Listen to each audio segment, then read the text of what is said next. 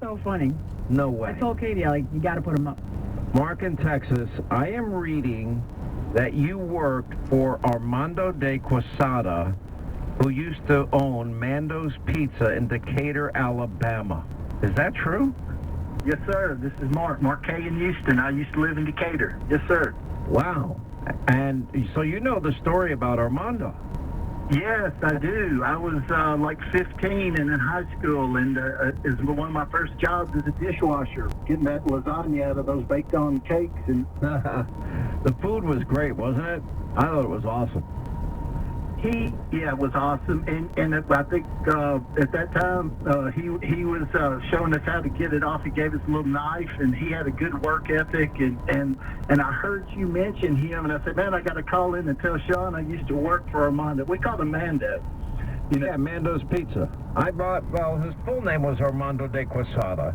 And by the way, I don't know if you know, he's since passed away. Yes.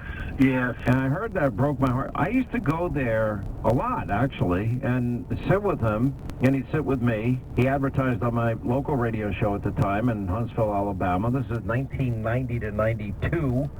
I guess I'm slightly aging myself in terms of my radio years, but I loved him, and I learned a lot from Armando. I learned about Cuba. I learned about his family. And he came from a wealthy family. They had a lot of land, and it was confiscated by the government. And he barely escaped with his life, had to start over in the U.S.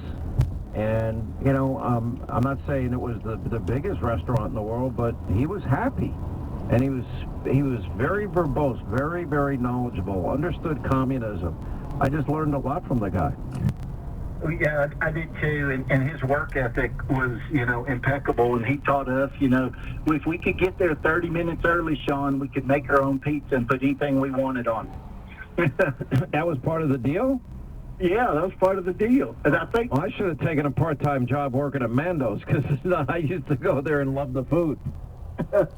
Yes, sir, but I heard you talk about him, and it brought back memories. He was a good guy. He was, and he came, he assimilated. He was the right, he did it right.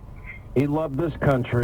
He was never bitter about what had happened to his family. Obviously, he lost loved ones, but he warned. There was just a lot of reality behind him telling his stories that made it that much more important, and it was a much better